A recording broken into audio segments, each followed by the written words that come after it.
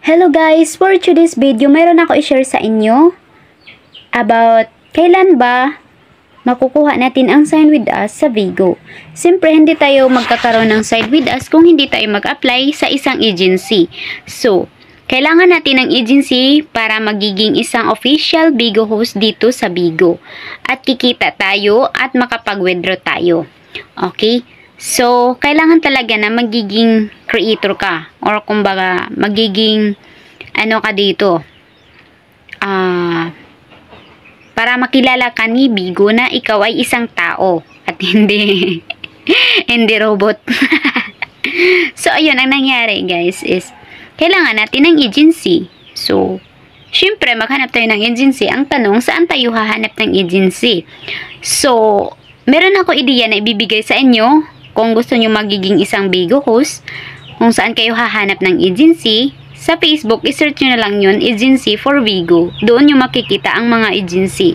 Pangalawa, doon sa mismong app sa Vigo. Pindutin nyo yung Creator Studio. Meron kayong makikita doon.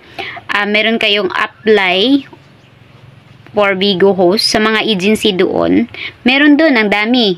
Pag pindutin nyo yung creator agency, magbasa-basa kayo doon sa kabila.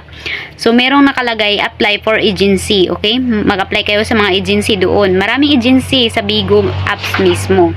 So, in my case, nakukuha ko ang aking 24-hour sign with us within 24 hours.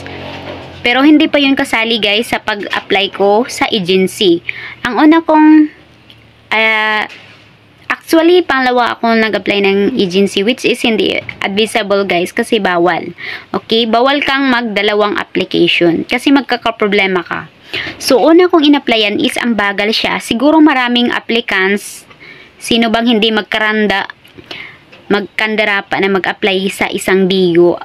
Kasi malalaki daw ang sahod. O, di ba? Ingka yung donggan. Mukhang pera. So, mukhang pera. Bahala nang magmukhang pera.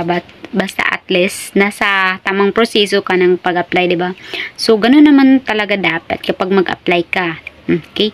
So, ang nangyari sa akin is nag-apply ako sa isang agency, ngunit hindi po ako napansin doon. Umabot ng 5 days or lumagpas pa ng 5 days ang aking audition. Ano ba yung klaseng audition na yan? Live ako ng live. Walang nangyari. Okay? Siguro nga, sa dami-dami na application or siguro hindi ako tanggap sa kanilang agency which is ang hirap, ang sakit. O, diba?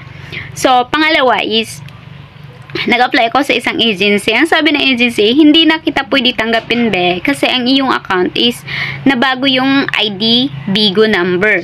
Oh my God, doon ako na problema. So, paano ba ako? Hindi na ba ako pwedeng makapag-apply ng as a Vigo host? Ang sabi naman ng pangalawa kong agency na pwede ka namang mag-apply pwede ka pa naman na magiging Vigo host. Pero, yung account mo is kailangan mong i-delete yan at gumawa ka ng bago. As in bago. Para makapasok ka dito. So, ayun, dahil gusto ko na nga magiging Vigo host, o diba? So, gawa na naman ako ng new account. So, ayun, nigawa ko. Pagkatapos nag-audition agad ako sa kanilang agency.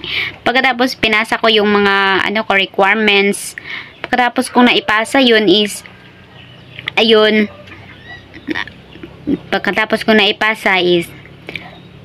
within 20 hours, natanggap na agad ako. So, how lucky I am sa pangalawa kong agency. So, yun, ganun kadali. 24 hours ko lang nakuha yung yung sign with us. Napakalaki ko that time at grabe ang saya ko.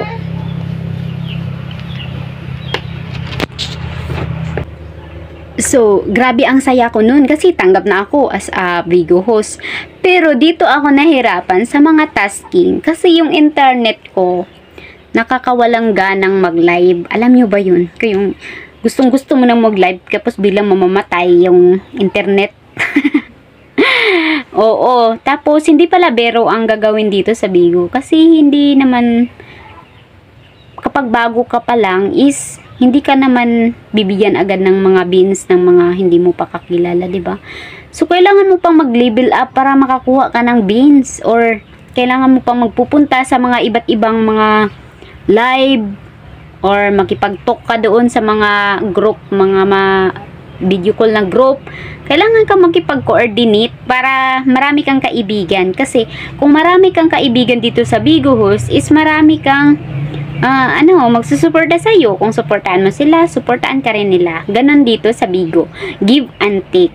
So, ang nangyari sa akin guys, yung nakakainis lang talaga is yung internet ko. Walang hiya talaga, tigidig. Ang lakas ng internet ko pag dating sa YouTube, pero pagdating sa Bigo, nakakainis, nakakawalang gana. Parang gusto ko nang tumigil. Pero, so ayun nga, as of now, hindi ko alam kung matatagalan pa ba ako sa Bigo Host, kasi parang suko na ako. Ang hirap kumuha ng beans, kaya reality, yes. Pero sa mga taong mahilig gumiling-giling, mabilis lang yan. So, yun lang po guys. Thank you for watching. Sana ay nag-enjoy kayo at sana meron kayong matutunan. Bye!